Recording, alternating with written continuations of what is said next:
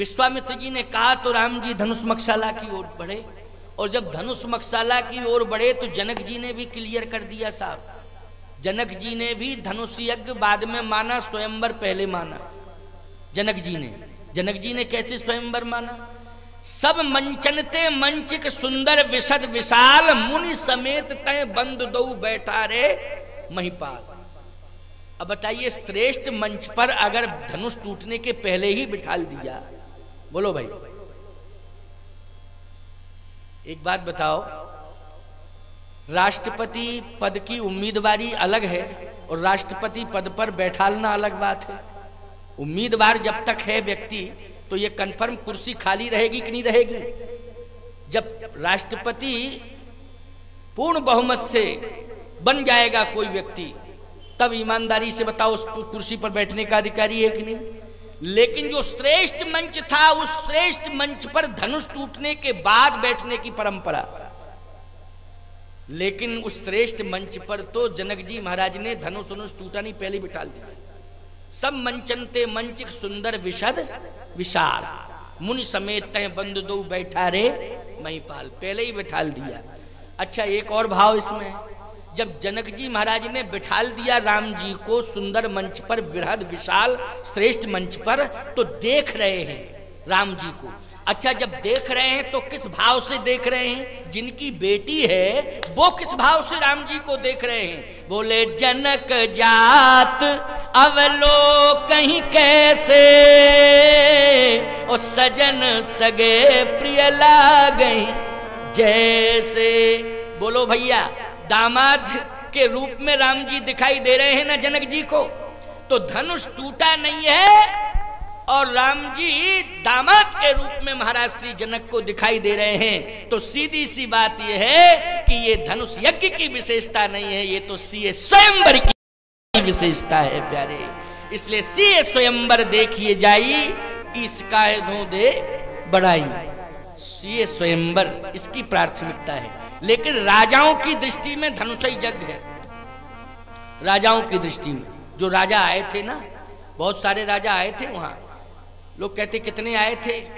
हजारों हजार राजा, 10-10 हजार से भी ज्यादा थे। ये तो छटनी वटनी की गई तो 10,000 नालायक राजा निकल पड़े उनमें। बाकी राजा तो बहुत आए थे, है ना। जिनके कछु विचार मन माही, चाप समीप महीप न जाई। तो विचारवान राजा तो धनुष के पास गए नहीं। विचारवान राजाओं ने तो जगत पिता रघुपति विचारी, भर लोचन छवि ले निहारी। बोलो ये विचारवान राजा हैं, लेकिन नालायक और मूर्ख राजा जो हैं वो भूप सहस्ता से कई बार लगे उठावन टरे ने टारा। ये मूर्ख और नालायक राजा हैं जो 10,000 जो धनुष के पास जा रहे, हिल रहे, धनुष को नहीं हिला पा रहे, खुद ही हिल रहे, न कुछ बिगाड़ पा रहे हैं धनुष का, और पसीना निकल रहा है, आंखें अलग निकाल रहे हैं। ये सब मूर्ख राजा है, मूर्ख राजा। ये 10,000, लेकिन 10,000 से भी ज्यादा है ना, विचारवान भी तो आए हैं राजा वहां। तो ये राजा जितने आए हैं, इन राजाओं की दृष्टि में वो धनुष यज्ञ। लेकिन विश्वामित्र महाराज जनक, इनकी दृष्टि में, क्योंकि विश्वामित्र जी भी महामुनि ज्ञानी हैं और जनक जी भी जासु ज्ञान रवि भवनि सिनासा, बचन किरण मुनि कमल विकासा, तो ये भी परम ज्ञानी हैं। विश्वामित्र महाज्ञानी हैं। तो महामुनि ज्ञानी, परम ज्ञानी, ये दोनों समझ रहे हैं कि धनुष यज्ञ नहीं, ये तो सीए स्वयंवर है, और वो स्वयंवर हो चुका है। इसलिए जनक जात अवलोकहि कैसे, सजन सगे प्रिय लागे जैसे। दामाद मान लिया है, अब धनुष कन्फर्म है कि टूटेगा। जनक जी और विश्वामित्र जी दोनों इस मर्म को जानते कि धनुष रामई जी से टूटेगा। दो ही जानते इस मर्म को। कौन कौन? विश्वामित्र जी और जनक जी। और सावधान, जनक जी महाराज जिस भाषा का प्रयोग कर रहे हैं, विश्वामित्र जी इस मर्म को समझ रहे हैं, और विश्वामित्र जी महाराज राम को आज्ञा नहीं दे रहे हैं अभी धनुष के पास जाने की। इस मर्म को भी जनक जी समझ रहे हैं, दोनों ही। प्रमाण क्या है? अब सुनो। जनक जी महाराज ने इस बात को कहा। किस बात को? सो पुरारी को दंड कठोरा, राज समाज आज जुई ही तोरा, त्रिभुवन जय समेत वैदेही, बिनहि विचार बरहट तेही। जो शंकर के प्रचंड धनुष का खंडन करेगा, मैं विचार नहीं करूंगा, मैं अपनी बेटी का विवाह उसके साथ कर दूंगा। क्योंकि विचार क्या करना जब पहले स्वयंवर हो ही चुका, तो क्या विचार करना? क्यों भाई, जब स्वयंवर हो चुका है तो विचार क्या करना, बिना ही विचार बड़े हटते ही। लेकिन राजा लोग नहीं समझ पा रहे हैं, जो अभिमानी मूर्ख राजा हैं वो गर्दन हिला रहे हैं। जनक, ये गोल्डन चांस तो मुझे ही मिलेगा, और तू जो है अपनी बेटी को इस वचन के अनुसार सौंपेगा ही सौंपेगा, कैसे मना कर पाएगा तू? ये नशेड़ी राजा हैं, हाँ, ऐसे ही बोलते हैं, ऐसे ही झूमते भी हैं वो, उनकी आदत ही ये हो जाती है।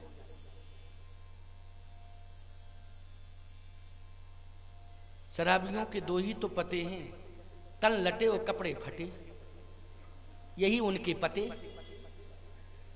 तन लटे और कपड़े फटे, यही शराबियों के पते, और कोई पते नहीं होते।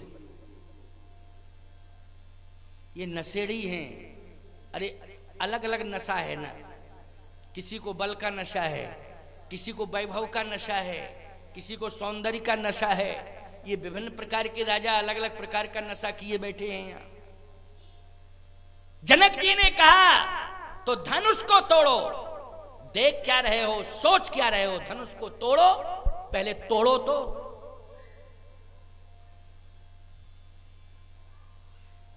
एक राजा उठा, आगे बढ़ा, तो बगल वाला राजा सोचता है कि अगर ये जाने वाला राजा जा रहा हो, कहीं तोड़ दिया तो चांस हमको तो मिलेगा नहीं, हमको कहाँ चांस मिल रहा है, क्योंकि ये जाएगा और तोड़ दिया तो फिर चांस हमको मिलने, क्योंकि हम बगल में बैठे, हमको चांस मिलना नहीं। तो जाने वाले राजा से कहता है कि सुनो, कहाँ जा रहे हो? कहे धनुष के पास। तोड़ने जा रहे हो ना, तोड़ पाओगे तुम? इज्जत खराब क्यों कर रहे हो खानदान की? चुपचाप क्यों नहीं बैठते हो? हम जानते हैं कि तुम्हारी क्षमता ही नहीं है। उसने कहा सुनो, ज्यादा बोलने की जरूरत नहीं है, धनुष को तोड़ के आऊंगा, फिर तुम्हारी हड्डी तोड़ूंगा मैं आगे। लेकिन अभी मैं इसलिए नहीं बोल रहा हूं क्योंकि तुम जाने में व्यवधान पैदा कर रहे हो। हम जा रहे हैं और अपना कार्य करने के लिए जा रहे हैं, तुम अपशगुन पैदा कर रहे हो, हमको रोक रहे हो, टोक रहे हो। खबरदार, चुप रहो। आपस में वही खींचातानी करने लगे। वाह, सबके पसीना निकल गए, सबके जितने मतलब अभिमानियों के जो गए थे, उन सबके पसीना निकल गए। किसी ने धनुष को हिला तक नहीं पाया। आप कल्पना करो, ये धनुष क्यों नहीं हिल रहा है? 10,000 राजा भी एक साथ लग गए, फिर भी धनुष नहीं हिला।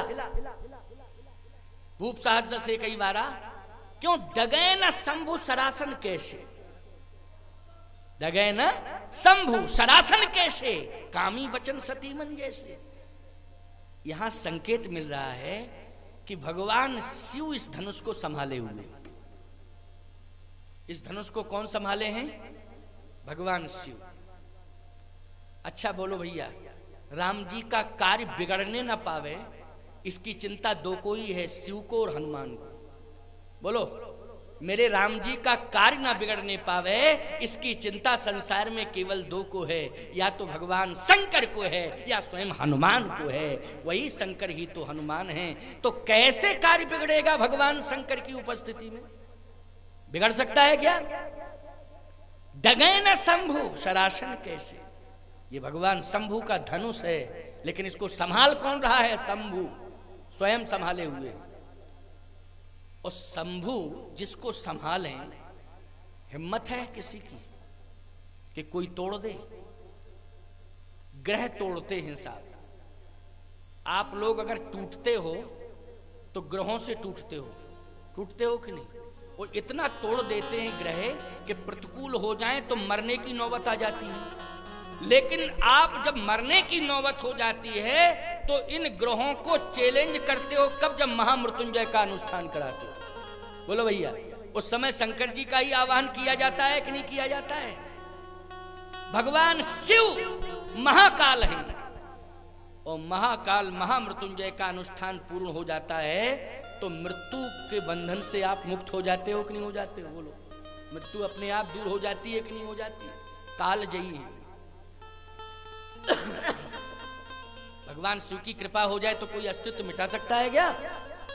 किसकी हिम्मत है कि कोई अस्तित्व खतरे में पहुंचा दे? आज धनुष का अस्तित्व कैसे खतरे में पहुंचेगा जब भगवान शंकर ही संभाले हुए हैं उसे? कौन माई का लाल तोड़ सकता है? 10,000 राजा मन मार के आ गए। जनक जी ने कहा तजहु आस निज निज ग्रह जाहू। अब बैठे क्यों? जाओ अपने अपने घर। अब क्यों बैठे हो? जिसके लिए आए थे वो काम नहीं हुआ तो बैठे क्यों? तजहु आस निज निज ग्रह जाहू, लिखा न विधि वैदेही विवाहू। लिखा न विधि वैदेही विवाह। इसका अर्थ इस प्रकार से नहीं है कि विधाता ने वैदेही का विवाह भाग्य में ही नहीं लिखा, ऐसा इसका ये अर्थ नहीं है। इसका ये अर्थ है कि विधाता ने मेरी बेटी वैदेही का विवाह तुम्हारे भाग्य में नहीं लिखा, इसलिए तजहु आस निज निज ग्रह जाहू और लिखा न विधि वैदेही विवाहू। अर्थ ठीक से करना चाहिए प्यारे। रामायण को हम लोगों ने अयोध्या में रह के, चित्रकूट में रह के, तीर्थों में रह के, बड़े बड़े संतों के बीच में बैठकर लगाया है रामायण, रामचरितमानस को। उनसे पढ़ा है, उनसे सीखा है। वैसे नहीं, बिना गुरु की कृपा के रामायण के मर्म को कोई जान नहीं सकता है, बिना गुरु की कृपा के।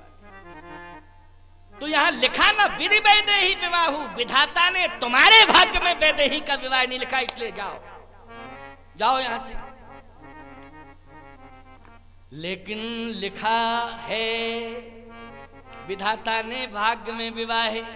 जहीं बिरंच रच अरे सीए समारी, तहीं श्यामल बर रचे बिचारी। जही बिरंच रच सीए समारी, तहीं श्यामल बर रचे बिचारी। विचार पूर्वक ब्रह्मा ने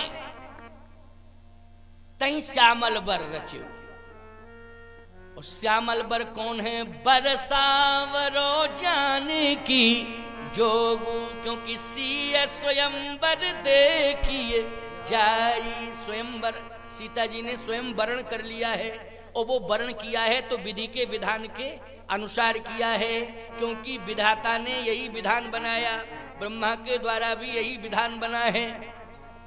वो पूरा हो गया है। जनक जी इस मर्म को समझ रहे, विश्वामित्र जी भी इस मर्म को समझ रहे, लेकिन राजा नहीं समझ रहे, मूर्ख राजा। जब नहीं उठे राजा, जनक जी ने कहा तजहु आस, तो जनक जी ने कहा ये बताओ तुम बैठे क्यों, जा क्यों नहीं रहे हो? उन राजाओं ने कहा, मूर्ख राजाओं ने, कि हम इसलिए बैठे हैं कि अब देखेंगे कि तोड़ता कौन है। हम उसके इंतजार में बैठे हैं कि तोड़ता कौन है, देखें तो कि कौन जा रहा है, कौन तोड़ रहा है, देखें तो। जनक जी ने कहा तुम्हें पता है जो विवेकी राजा हैं वो कह चुके हैं कि हमें धनुष से कोई मतलब नहीं है। हम तो दर्शन कर रहे हैं सीताराम जी का यहाँ, और सीताराम जी हमारे माता पिता हैं, हम उनको प्रणाम कर रहे हैं। जब विवेकी राजा कह चुके हैं, तुम मूर्ख राजा हो, तो फिर तुम जा क्यों नहीं रहे हो? आप किसका इंतजार कर रहे हो? किसका इंतजार कर रहे हो? कहे कि सुनो, जो राजा जिसे माता पिता मान रहे हैं, पिता मान रहे हैं, जगत पिता, हम उसे देख रहे हैं कि देखें तो वो जगत पिता। बड़े बड़े हम बाहुबली जो है पसीना छोड़ गए, वो एक जगत पिता बैठा है, जरा देखें तो इस जगत पिता की कितनी बड़ी ताकत है। तो क्या करोगे तुम जगत पिता? कहे हम जगत पिता को चैलेंज करेंगे, जगत पिता को हम चैलेंज करेंगे। कुछ लोग ऐसे भी हैं ना जो जगत पिता को ही चैलेंज करते हैं, परम पिता को चैलेंज करते हैं, बहुत से लोग हैं ऐसे। हाँ, मैं चैलेंज कर रहा हूं उस जगत पिता को कि कौन जगत पिता है, कौन परम पिता है, कौन विधाता है, जिसके भाग्य में वैदेही का विवाह लिखा, वो विधाता को भी तो देखूं है कौन। क्यों भैया, जिनकी आंखों पे मोतियां बिंद है उन्हें दिखाई देगा क्या? जिनकी आंखों पे मोतियां बिंद आ जाता है उन्हें दिखाई नहीं देता है। इन सभी राजाओं की आंखों पे, जो 10,000 राजा हैं, वासना का मोतिया बिंद आ गया है। बोलो आ गया कि नहीं? वासना का मोतिया बिंद।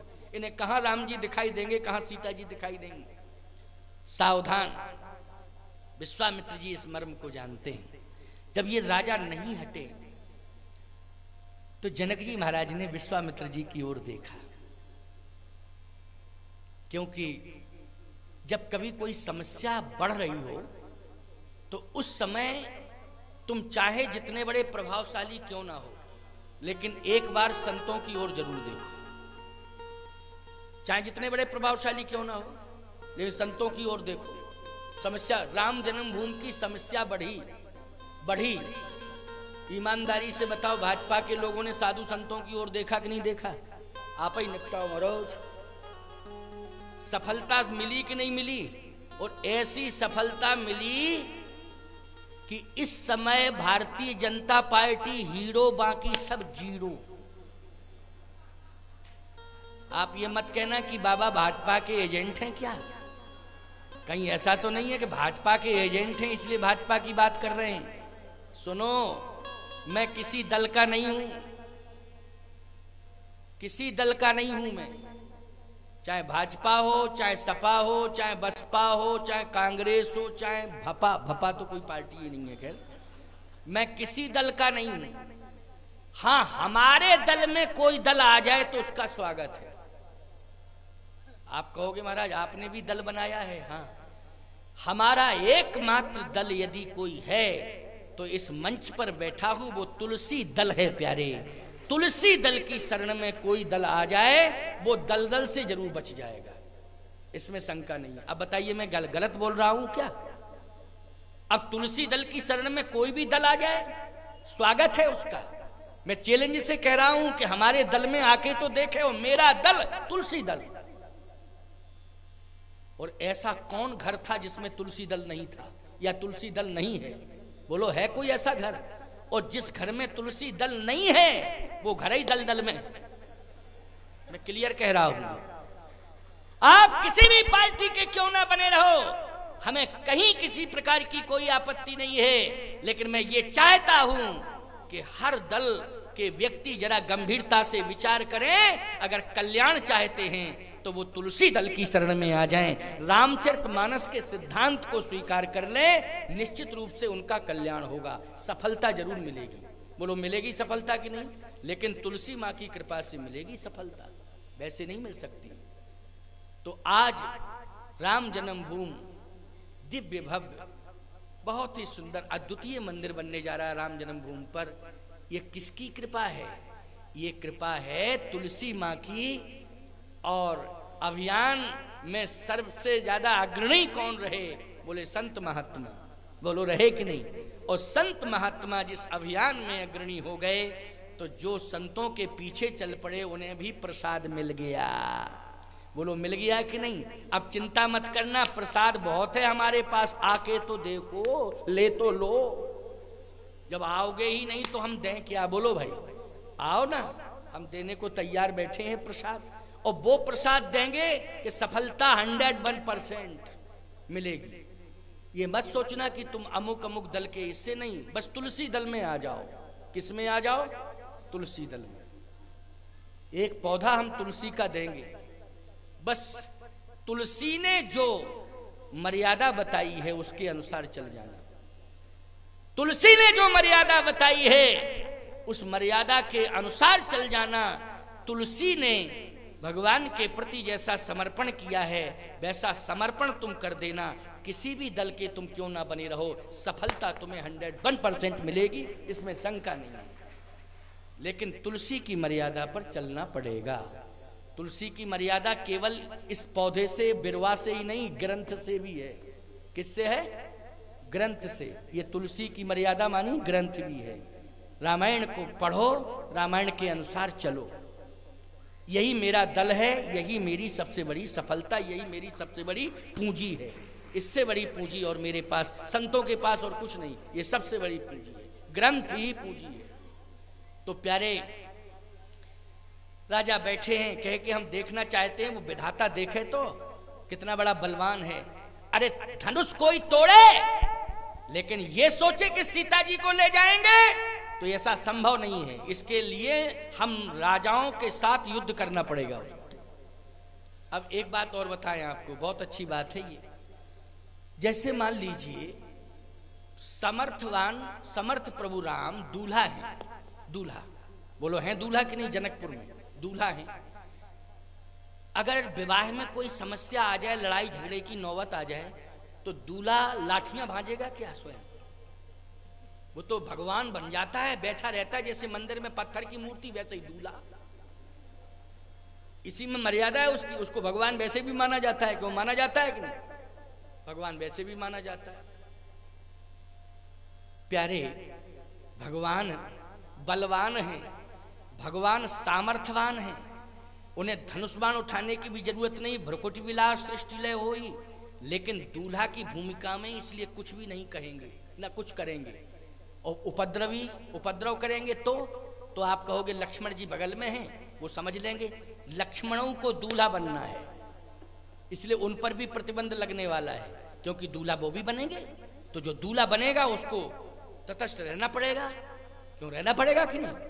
दूल्हे की मर्यादा में रहना पड़ेगा। तो लक्ष्मण भी दूल्हा बनेंगे। अच्छा भैया, जब लक्ष्मण दूल्हा, चलो दो भैया तो वहां रहते हैं अयोध्या में, वो आ जाएंगे, वो भी दूल्हा। वो दोनों जो अयोध्या में है वो भी दूल्हा। अच्छा बोलो, चारों दूल्हा है कि नहीं? चारों दूल्हा। फिर कौन संभाले? ये जो अशांति फैलाने वाले बैठे हैं उपद्रवी, इनको कौन संभाले? तो किसी ने कहा विश्वामित्र जी का तप। लेकिन सुनो भैया, विश्वामित्र जी महाराज गुरु की भूमिका में हैं। किस भूमिका में हैं? गुरु की भूमिका में। तो गुरु ज्ञान से समाधान देता है, तलवार और शस्त्र से नहीं देता है। बोलो, गुरु वाणी से, गुरु ज्ञान से समाधान देता है, हथियार से समाधान नहीं देता है। इस बात को समझ लेना। तो फिर ये भी फिर कौन समाधान देगा? मान लीजिए शस्त्र लेके आ जाएंगे और तलवारें निकाल के बैठे हुए हैं, मयान से तलवारें भी निकाल ली हैं, तो फिर आखिर क्या होगा? समाधान कैसे होगा? सावधान। इसलिए कहता हूं कि बेटी का और बेटे का जब विवाह हो तो सबसे पहले भगवान का स्मरण करो। किसका स्मरण करो? भगवान का। और भगवान पर छोड़ दो, नाते रिश्तेदारों से बाद में जुड़ो, लेकिन सबसे पहले भगवान से जुड़ो कि प्रभु बस आपके हाथ में है ये बेटी का विवाह और बेटे का, आप संभालो बस। तो भगवान ही संभालेंगे। कौन संभालेंगे? भगवान। लेकिन क्या बतावें, भगवान तो दूल्हा बन गया। भगवान तो दूल्हा बन गया है। बोलो, बन गया कि नहीं बन गया? अब संभाले कौन? तो आप कहोगे गणेश जी संभालेंगे, गणेश भगवान। क्योंकि गणेश जी जो है महान है, मंगल मूर्ति है। जितने भी विघ्न हैं उन समग्र विघ्नों को दूर करने की ताकत, क्षमता भगवान गणेश जी में है। इसलिए गणेश प्रधान देवता है। सबसे पहले गणेश जी का आवाहन किया जाता है, पूजन किया जाता है। गणेश जी संभालेंगे। एक बात बतावें आपको, गणेश जी और सबका संभालते हैं, लेकिन जहां राम जी की बात आ जाएगी, भगवान राम की बात आएगी, वहां गणेश जी को भी विचार करना पड़ेगा। भगवती श्री जानकी जी ने गौरा जी से प्रार्थना की थी। क्यों भाई? प्रार्थना किससे की थी? गौरा जी से। और गौरा जी से प्रार्थना की तो जब माता जी को संभाल लिया तो बेटा जी अपने आप संभले रहेंगे कि नहीं संभले रहेंगे? क्यों भाई? जब माता जी को संभाल लिया, माता जी ने ही आश्वासन दे दिया, माता जी ने ही वचन दे दिया।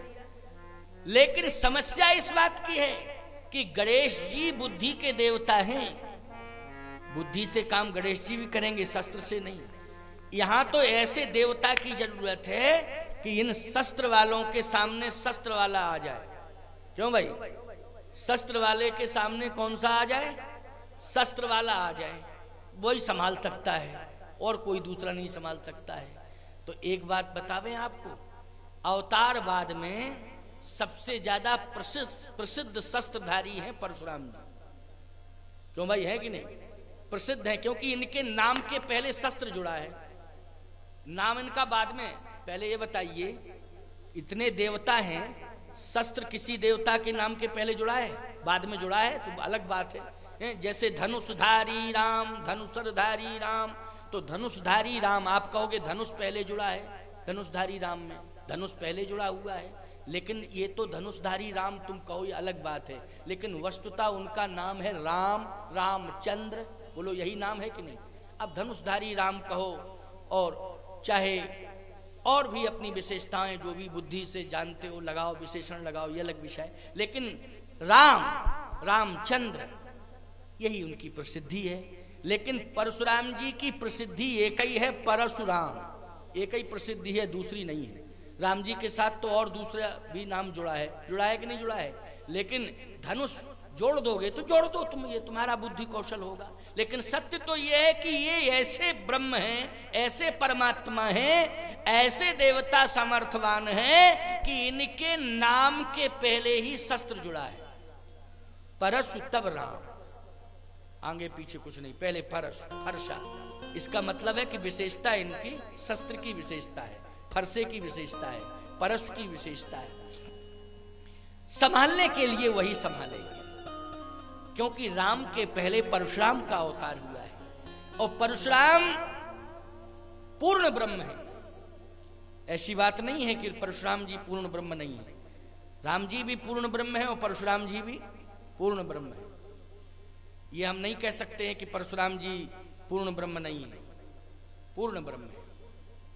परशुराम जी पूर्ण ब्रह्म है, राम जी पूर्ण ब्रह्म है, कृष्ण जी पूर्ण ब्रह्म है। बोलो है कि नहीं?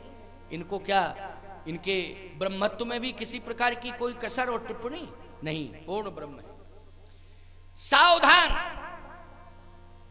भगवान राम बैठे हुए, विश्वामित्र जी भी बैठे हैं, जनक जी कह रहे हैं, राजा लोग आंख निकाल रहे हैं क्योंकि पराजित है ना, बैठे हैं, धनुष को हिला डुला नहीं पाए। अब महाराज श्री जनक ने कहा कि अगर धनुष नहीं तोड़ पाया और बैठे हो, लड़ने के मूड में हो, युद्ध करने के मूड में हो, तो यह उचित नहीं है, क्योंकि मैं पिता हूं एक पुत्री का, और यदि पुत्री के विवाह में किसी प्रकार की उपद्रव की स्थिति कोई पैदा करेगा तो याद रखना, पिता हथियार नहीं उठाएगा लेकिन हृदय से श्राप जरूर दे देगा। बोलो देगा कि नहीं देगा? हृदय अगर कष्ट पहुंच गया अंतःकरण को तो श्राप ही मिल जाएगा कि नहीं मिल जाएगा? इसलिए याद रखना, बेटी के विवाह में बेटी का बाप जो है हाथ ही जोड़े रहता है, लेकिन कोई उपद्रवी अगर उपद्रव मचाता है तो वाणी से कुछ नहीं कहता है, लेकिन अंदर से उसे कष्ट होता है, यही उसके लिए श्राप बन जाता है, और श्राप से बड़ा शस्त्र कोई दूसरा होता नहीं है। इसलिए आपको ध्यान देना चाहिए कि कभी भी कोई मंगल महोत्सव हो उसमें व्यवधान बनने की कोशिश नहीं करना, सहयोग करने की कोशिश करना, चाहे शत्रु की ही बेटी की शादी क्यों ना हो, लेकिन उस समय आपको सहयोग करना है, इसी में आपका कल्याण है। जनक जी ने कहा ठीक है तुम्हारी मर्जी। विश्वामित्र जी की ओर देखा, विश्वामित्र जी ने इशारा किया, चिंता मत करो, शुभ समय आने दो, शुभ समय आएगा, अपने आप धनुष टूटेगा, चिंता नहीं करना है। जनक इशारा कर दिया। ज्ञानियों का इशारा ज्ञानी ही समझ पाता है, ज्ञानी का इशारा ज्ञानी समझ पाता है? ज्ञानी से ज्ञानी मिले तो दो दो बातें हों। क्यों? ज्ञानी से ज्ञानी मिले तो दो दो बातें हों, और गधा से गधा मिले तो हाँ दो दो लाते हों। यही होता ही है। ये लड़ना झगड़ना गधों का काम है, ये इंसानों का नहीं है, बुद्धिजीवियों का नहीं है। लड़ना झगड़ना किसका काम है? गधों का काम है। ऐसा काम मत करो कि जिससे तुम्हें गधा बनना पड़े।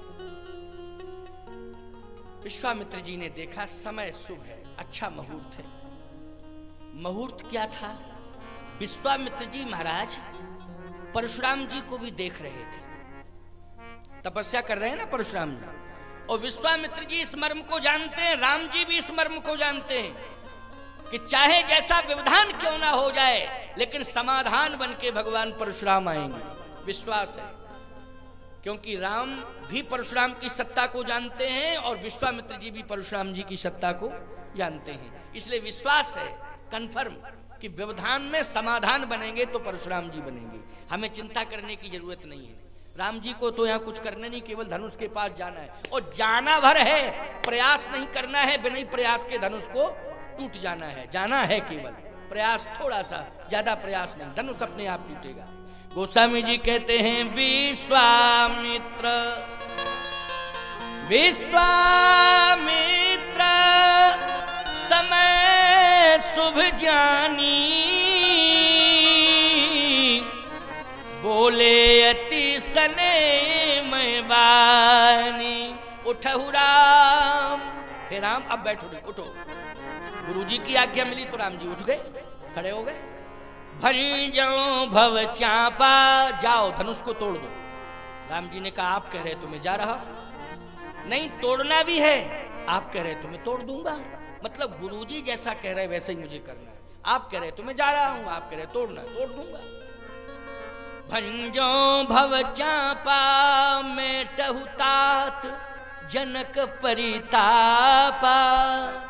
जनक के परिताप को, संताप को दूर करो, जनक का संताप दूर हो जाए राम, ऐसा उपाय करो। जाओ, अब विलंब नहीं, अति शीघ्र पहुंचो। लोग कहते हैं गुरुजी के पास प्रणाम करने का समय नहीं मिला, मन ही मन कीना गुरु ही प्रणाम। अरे जब गुरुजी ही कह रहे विलंब मत करो, जल्दी जाओ, आज्ञा तो आज्ञा का पालन करना ही धर्म है कि नहीं? जो गुरुजी कहें वैसा ही करना चाहिए, आज्ञा का पालन करना चाहिए। भगवान राम मन ही मन कीना प्रणाम करके चल दिए, सहज ही चले, कोई उतावलापन नहीं, सहज ही चले। सकल जग स्वामी मनोमत वर गुंजर गामी, सहज भाव से चले भगवान। वो भगवान के मन में कोई छटपटाहट है ही नहीं। क्यों? जब भगवान को मालूम है कि ये तो केवल धनुष औपचारिकता है, स्वयंवर तो हो चुका है, अब घबराने की छटपटाने की क्या जरूरत है। तो सहज ही चले सकल जग स्वामी, सहज भाव से चल रहे हैं, धनुष के पास पहुंच गए। जैसे ही धनुष के पास पहुंचे तो आप देखें, पहुंचते ही धनुष छोटा हो गया। राम जी के पहुंचते ही धनुष छोटा हो गया, अपने आप, न कहा न छुआ, अपने आप धनुष ने देखा कि प्रभु आ गए, छोटा हो गया। आप कहोगे छोटा क्यों हुआ धनुष, कैसे हुआ? भगवान शंकर धनुष को संभाले थे। राजा लोग जब जा रहे थे तो धनुष बढ़ रहा था। राम जी जब पहुंचे तो धनुष छोटा क्यों हो गया? क्योंकि जैसे ही प्रभु राम पहुंचे तो भगवान शिव ने राम जी का अभिवादन किया। तो जब अभिवादन कोई करेगा तो धनुष का हाई कमान कौन है? बोलो, धनुष का हाई कमान तो शिव है, क्योंकि शिव जी का धनुष है। तो जल्दी बोलो, हाई कमान कौन है धनुष का? शिव। और जब धनुष ने देखा कि हमारा हाई कमान ही सरेंडर कर रहा है, तो अब हमें भी समर्पण करना चाहिए। तो दाहिन दियो पिनाक समिट के भयो मनाक। लेकिन भगवान राम की इतनी बड़ी महानता उदारता है कि भगवान ने परिक्रमा कर ली धनुष की। ये महानता उदारता ही है। भगवान ने परिक्रमा कर ली धनुष की, परिक्रमा की तो धनुष और शर्मिंदित हो गया, तो समिट के भयो मनाक, एकदम छोटा हो गया। छोटे के साथ हल्का भी हो गया। अब राजाओं ने देखा कि ये धनुष छोटा हुआ, और इतना छोटा हुआ कि बहुत ही ज्यादा छोटा हो गया। अब लगता है कहीं टूट ना जाए, तो वो राजा कहता है पीछे से, दुष्ट राजा, ए धनुष, इज्जत का सवाल है, छोटे हो जाओ, टूटना नहीं बस। और कहीं अगर टूट गए तो समझ लेना कि जो तोड़ रहा है उसकी खैर नहीं, ये समझ लेना बस। इसी भाव को मान के टूटना नहीं बस, और नहीं कह दो कि हम टूट नहीं सकते हैं, छोटे हो गए, बहुत टूटेंगे नहीं, क्योंकि मामला टूटने पर अटका है। धनुष मौन है, कुछ नहीं बोल रहा है, क्योंकि भगवान का दर्शन कर रहा है ना। भगवान का दर्शन जिसको मिल जाए संसार की ओर क्यों देखेगा, संसार वालों को क्यों ताकेगा जब भगवान सामने पहुंच गए हैं। भगवान सामने हैं, फिर संसार को देखने की जरूरत नहीं है, भगवान का दर्शन कर रहा है। भगवान ने कहा धनुष तुम समझ रहे हो कि मैं तुम्हें तोड़ूंगा? हाँ प्रभु समझ रहा हूं, और मुझे टूटना ही है आपके हाथ से। अच्छा अच्छा अच्छा, जब तुम टूटोगे तो तुम्हारा अस्तित्व नहीं घटेगा। धनुष ने कहा सरकार कभी ना कभी तो टूटना पड़ेगा, कभी ना कभी।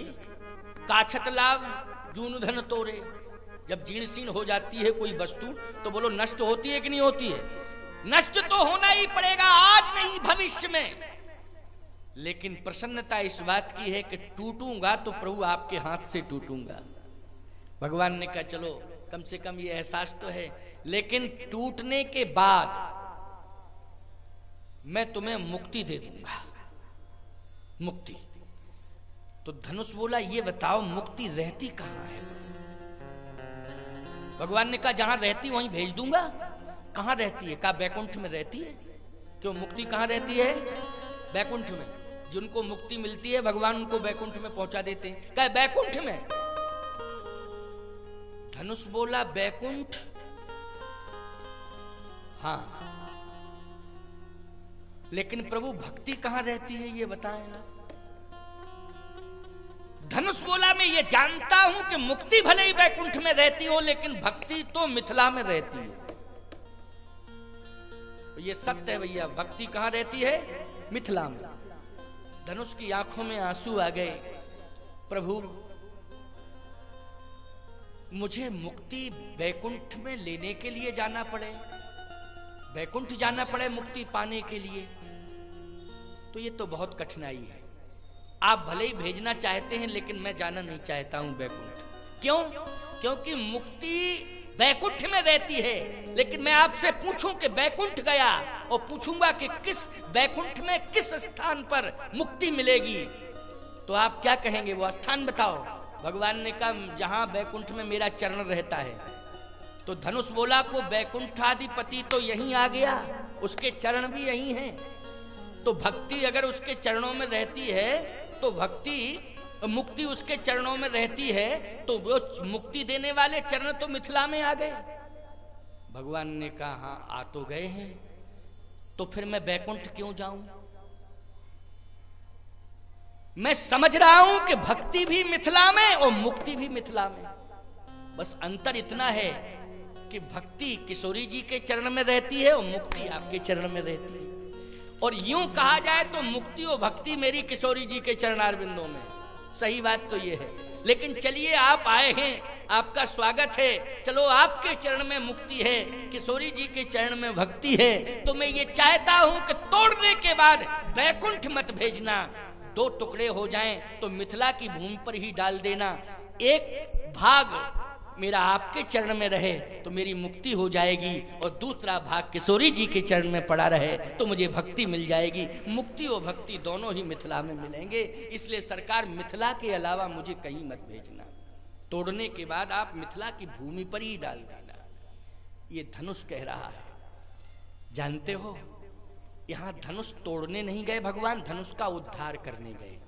जैसे अहिल्या का उद्धार किया है ना, वैसे ही धनुष का उद्धार करने गए भगवान। ये तोड़ने ओड़ने नहीं गए, क्योंकि स्वयंवर हो चुका है, लेकिन उद्धार तो करना था धनुष का। बोलो भाई उद्धार कैसे होता? उद्धार करने के लिए भगवान जा रहे हैं, और उद्धार का यही तरीका है कि भगवान का चरणारविंद, सीताराम जी का चरणारविंद मिल जाए तो मुक्ति और भक्ति दोनों पा करके जीव का उद्धार हो जाता है। और यही भगवान ने किया। दाहिन दियो पिनाक तो समिट के भयो मनाक। और जैसे ही छोटा हुआ धनुष, गोस्वामी जी कहते हाथ जैसे ही राम जी ने बढ़ाए तो अपने आप धनुष भगवान के हाथ में आ गया। लेत चढ़ावत अरे खेचत गाढ़े, और काहू न लखा देख सब ठाड़े। तही छन राम मध्य धन तोड़ा, भरे भुवन धुनि घोर कठोरा। भगवान ने धनुष तोड़ दिया, भरे भुवन धुनि घोर कठोरा। जैसे धनुष के दो भाग हुए, एक भाग राम जी के चरणारविंदों में और दूसरा भाग राम जी ने जहां किशोरी जी के चरण थे वहीं इशारा कर दिया, रास्ता प्रशस्त कर दिया। यद्यपि धनुष का भाग तो समीप में ही गिरा, लेकिन संकेत था धनुष के लिए किशोरी जी के चरणारविंदों तक पहुंच जाए। तो सीधी सी बात है कि दो भाग हुए हैं। अब जब धनुष टूट गया तो राजाओं ने कहा कि अच्छा एक काम करो, तलवारें निकालो और ले छुड़ाए सिए, कहें कोई धर बांधो, निर्बालक दोई, दोनों को बांध दो, राम को भी बांध दो, लक्ष्मण को भी बांध दो। और जो विदेह कछु करें सहाई, तो जीतों समर सहित दो भाई। आए बाएं साएं बकना शुरू कर दिया, मतलब जैसे उन्मादी प्रमादी बकते हैं। लक्ष्मण जी ने कहा भैया बर्दाश्त से बाहर, गलत भाषा बोली जा रही है, आप बताओ तो जरा निपट लूं। भगवान ने कहा तुम्हें कुछ नहीं करना है, चुपचाप रहो, चुपचाप रहो। अपने आप ही इनकी मति ऐसी हो जाएगी कि आपस में ही लड़ेंगे इनकी मति, और मति को मैं बदलूंगा, चिंता नहीं करना है। भगवान ने ऐसी मति बदली कि एक राजा बोला चुपचाप रहो, जिसने धनुष तोड़ा है उससे बाद में बात करेंगे, पहले धनुष टूटा है इसी से ना बात कर लूं कि तू टूटा क्यों। देखो मति बदली, मति तो कहा अच्छा इससे बाद में बात करेंगे, पहले धनुष से बात करते। धनुष से कहा क्यों, धनुष टूटना था तो 10,000 से टूट जाते, तुम्हारा गौरव बढ़ता, हमें भी सम्मान मिलता, लेकिन टूटे हो तो इन कोमल भुजाओं से टूटे। नव कंज लोचन कंज मुख कर कंज पद, कंजारनम ऊपर से नीचे तक कमल ही कमल है।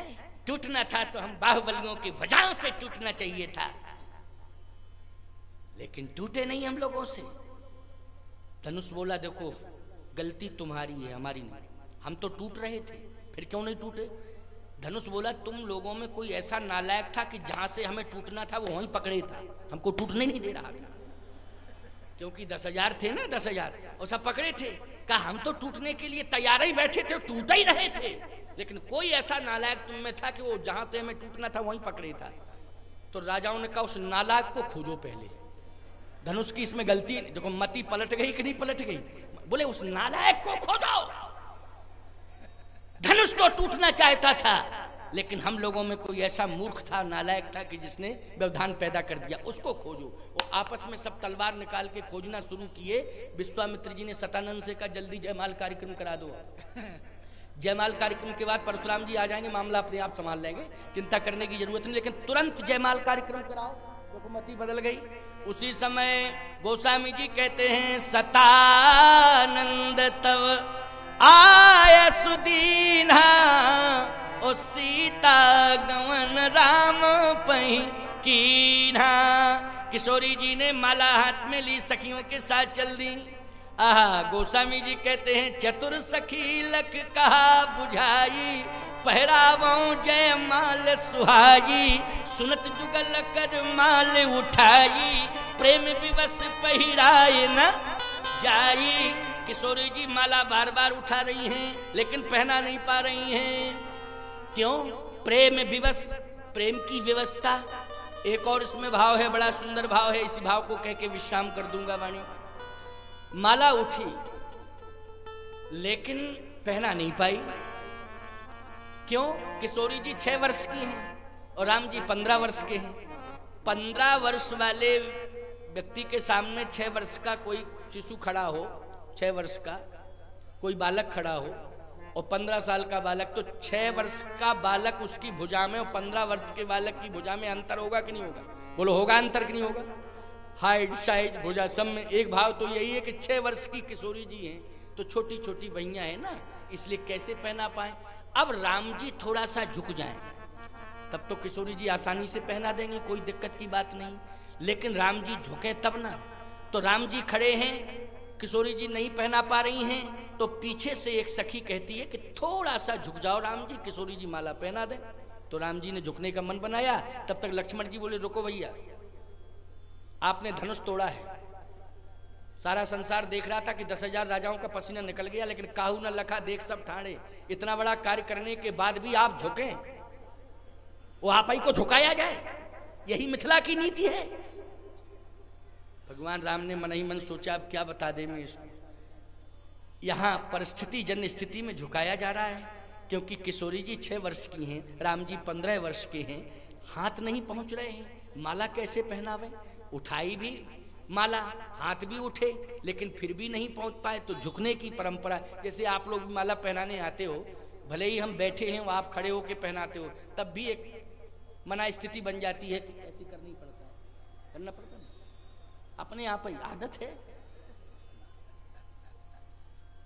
कोई सम्मान देने आया है उसे भी सम्मान दो, इसका यह अर्थ है कि कोई सम्मान देने आया है तो अकड़ू मत बनो। हाँ भाई, कोई सम्मान देने आया तुम अकड़ू बने हो, तो फिर आदमी भी पहनाने वाला सोचता मुर्दे को क्या पहनावे, चलो वापस चले, क्योंकि अकड़ू तो मुर्दा होता है ना। क्यों भाई, अकड़ू कौन होता है, मुर्दा, तो मुर्दे को क्या पहनावे। इसलिए जो है सम्मान देने कोई आ रहा है तो उसे भी सम्मान दे दो, ये आदान प्रदान की परंपरा है। तो राम जी झुकना चाहते थे, लेकिन लक्ष्मण जी टोके, तो तुरंत भगवान तटस्थ भाव से खड़े हैं। अब स्थिति ये है कि माला कैसे पहनाई जाए, तो तुरंत जो है विश्वामित्र जी महाराज समझ गए, कहा लक्ष्मण इधर आओ। लक्ष्मण जी को पास बुलाया, कहा ये बताओ कि तुम्हारा समर्पण कहाँ है, पहले सही बताओ, आज क्लियर करो कि तुम्हारा समर्पण कहाँ है। अभी तक तो हम यही सुनते थे, 12 ते निहित पथ जानी, लक्ष्मण राम चरण रति मानी, अभी तक तो हम यही मानते थे, लेकिन आज हम नहीं समझ पा रहे, हमारी बुद्धि भी चकरा रही है कि तुम्हारा समर्पण है कहाँ। लक्ष्मण जी बोले समर्पण भैया के चरणों में, प्रभु राम के अलावा और किसी के नहीं, प्रभु राम के। जब प्रभु राम के चरणों में समर्पण है तो सबसे बड़ा कार्य संसार में किसने किया है, प्रभु राम ने किया है कि नहीं। और सबसे बड़ा कार्य क्या था, धनुष तोड़ना, ये किसने किया है, कहा ये तो भैया ने किया है। तो जब तुम्हारे भैया ने इतना बड़ा कार्य किया और तुम्हारा समर्पण बचपन से ही है, तो धनुष टूटने के बाद तुम्हें तुरंत ही अभिवादन करना चाहिए था कि नहीं करना चाहिए था। लेकिन अभी तक तुम अकड़े मकड़े खड़े हो, हम समझ ही नहीं पा रहे तुम्हारा कैसा समर्पण। लक्ष्मण जी बोले भूल हो गई, प्रसन्नता में इतना डूब गया गुरुदेव की शिष्टाचार भूल गया। जब ज्यादा प्रसन्नता आ जाती है तो शिष्टाचार भूल जाता है ना व्यक्ति। गुरुदेव यही हुआ, इतनी प्रसन्नता आई लक्ष्मण के मन में, इतनी प्रसन्नता आई कि भैया ने जब धनुष तोड़ा कि मैं शिष्टाचार ही भूल गया। लेकिन आपने याद दिला दिया, दौड़े दौड़े गए, कहा भैया क्षमा करो क्षमा करो क्षमा करो, चरणों में गिर पड़े। विश्वामित्र ने कहा राम सबसे ज्यादा प्यार किससे करते हो संसार में, जल्दी बोलो जल्दी बोलो, किससे प्रेम करते हो। कहा अपने भाई लक्ष्मण से। तो जब प्रेम करते हो तो तुम्हारा भाई भरे समाज में पड़ा है, चरणों में उठा लो और हृदय से लगा लो। लक्ष्मण जी ने जैसे ही सुना कि भैया मुझे उठा के हृदय से लगाएंगे, प्रसन्नता बढ़ गई। और राम जी ने कहा जो आज्ञा गुरुदेव। जैसे ही भगवान श्री राम झुक के लक्ष्मण को उठाने लगे, पीछे से सकीने का गोल्डन चांद से माला पहना दो। तो सिया जय माल राम उर मेली। उसी समय श्री किशोरी जी ने भगवान राम के गले में जयमाल डाल दी, और लक्ष्मण जी को जैसे ही उठाया भगवान राम ने, हृदय से लगाया, तो फूल की माला, फूलों की माला ठंडी ठंडी लगी। लक्ष्मण जी बोले भैया माला कब गिरी। राम जी बोले तुम गिरे और माला गिरी, हमें भी पता नहीं, जब तुम गिरे तभी उसी बीच में माला गिरी। तो कहने का तात्पर्य मेरा ये है, सिय रघुवीर विवाह जे सप्रेम गावें, सुनहि तिन कहाँ सदा उछाए मंगलायतन राम जस। ऐसा सीताराम जी का विवाह है। तो भगवान की लीलाएं होती हैं। तो यहाँ भगवान ने धनुष का उद्धार किया है। क्या किया है, अहिल्या का भी उद्धार किया है और धनुष का भी उद्धार किया है। इसलिए मैं कहना चाहता हूं कि उद्धार तो भगवान के हाथ में ही है। तुम चाहे धनुष कैसे बलवान क्यों ना हो जाओ, चाहे अहिल्या जैसे पतित क्यों ना हो जाओ, लेकिन उद्धार अगर होगा तो भगवान के हाथों से होगा और कोई दूसरा विकल्प नहीं है। बोलिए सच्चिदानंद भगवान की।